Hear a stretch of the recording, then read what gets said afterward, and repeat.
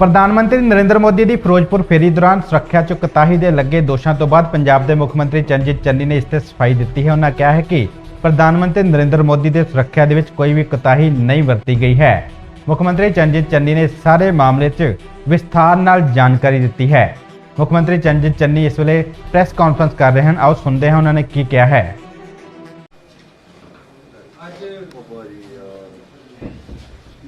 प्रधानमंत्री साहब का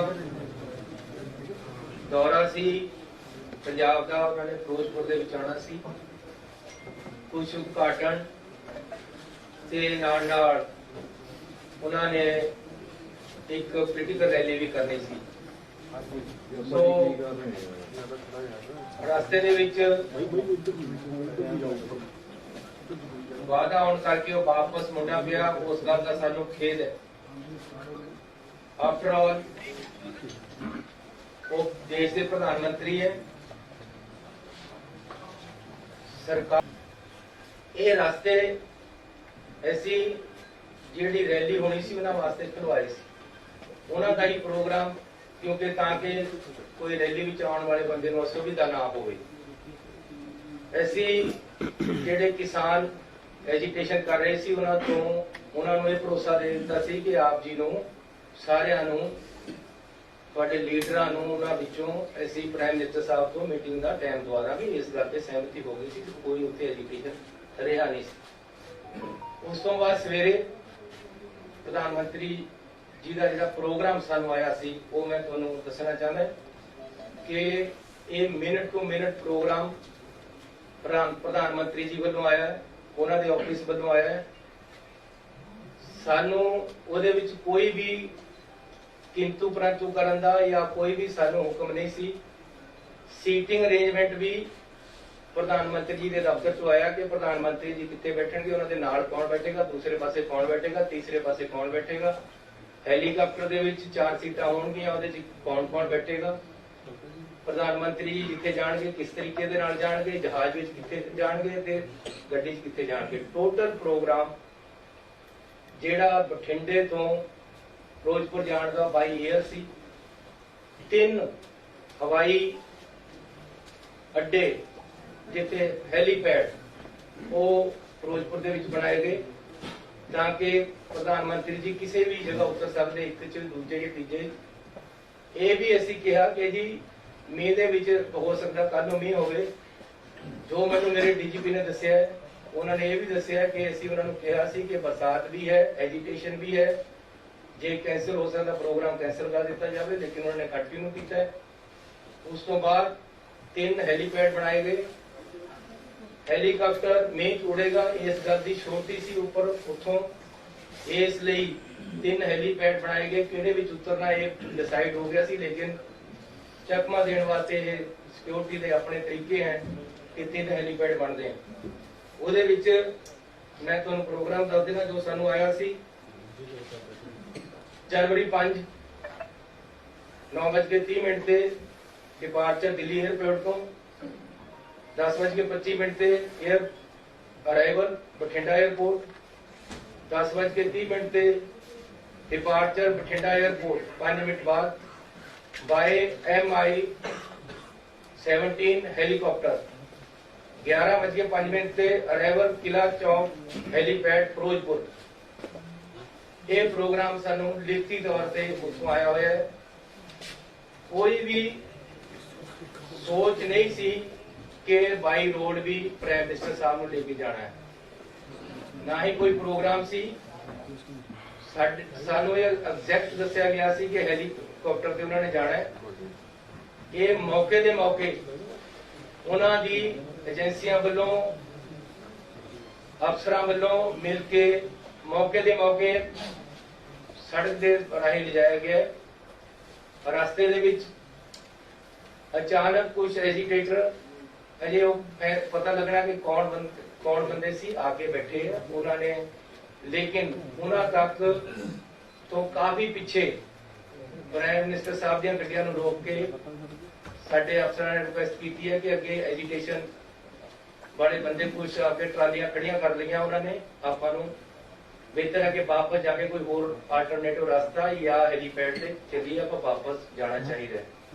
किसी तरह भी कोई अटैक वाली या प्रधानमंत्री जी ਨੂੰ खतरे वाली गल सिक्योरिटी लैब्स वाली गल नहीं हुई है। ये एजिटेशन पंजाब दे विच चोणां आ रही हैं, रोज मेरे नाल भी हुंदे है। हर स्टेट दे विच जदों चोणां आउंदियां डेमोक्रेटिक सिस्टम है, कोई ना कोई सड़क ते आके बैठ जांदा है, इहदे विच हो जांदा है। रात भी मेरे पुलिस वालियां ने मैनू कई बार टेलीफोन किए कि जी असीं लाठी चार्ज करके इन्हां नूं पासे कर दिए, अरेस्ट कर लिए। मैं क्या नहीं, नेगोशिएट करके मनाओ, इन्हां नूं मनाओ किसी तरह भी।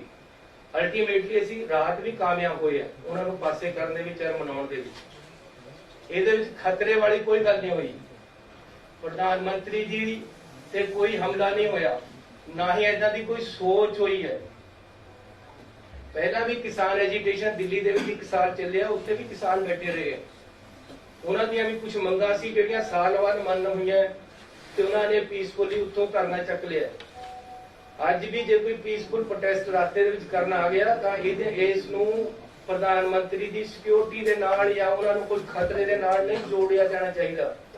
ये बिल्कुल गलत है कि प्रधानमंत्री जी जब पंजाब में आए तो उनकी सिक्योरिटी लैब्स दिखाकर उनको खतरे के साथ को जोड़ा जा रहा है।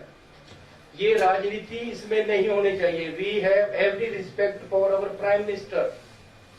कोई भी ऐसी बात नहीं हुई कि उनकी शान में या उनकी सिक्योरिटी को कोई खतरा हुआ हो। पंजाब सरकार, पंजाब पुलिस इसमें सक्षम है। ये इस कारण हुआ कि हेलीपैड से हेलीकॉप्टर पे जाना था, अचानक प्रोग्राम सड़क पे जाने का बनाया गया, जो कि प्रोग्राम में नहीं था, पहले से नहीं था।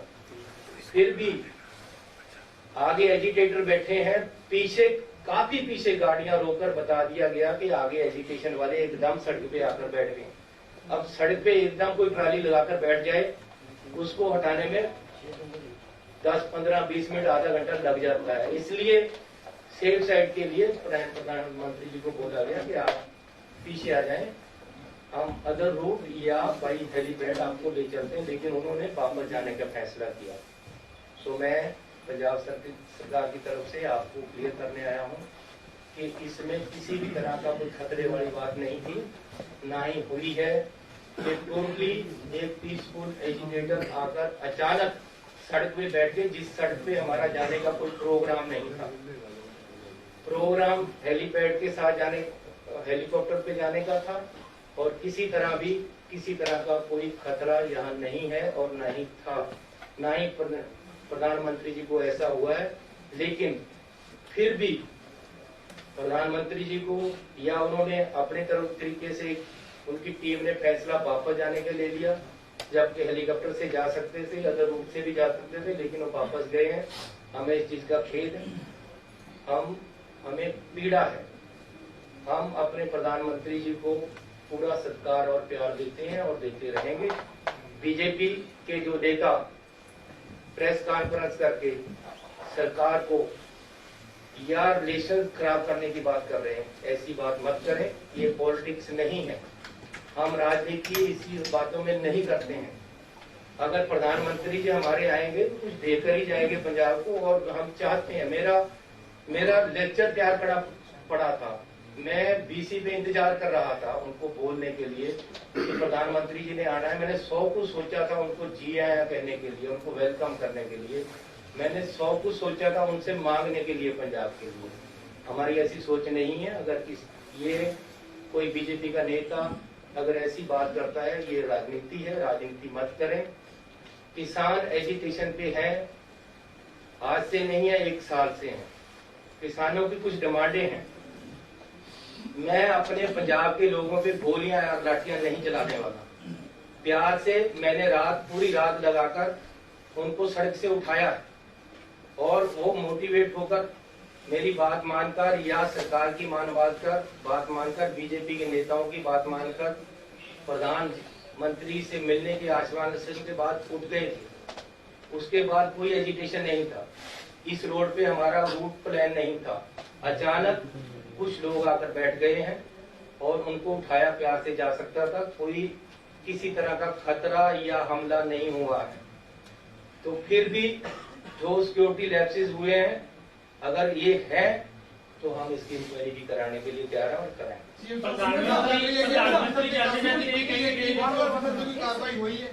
कोई ऐसी कार्रवाई नहीं हुई है, क्योंकि अजे तक कोई ऐसा गल नहीं है, किसी तरह का प्रधानमंत्री जी से कोई खतरा नहीं सी। इस तरोड़ मरोड़ के गल होर पासे लिजाण की कोशिश किसी पार्टी वालों नहीं करनी चाहिए, ना ही कोई इदां दी गल है। We have every respect over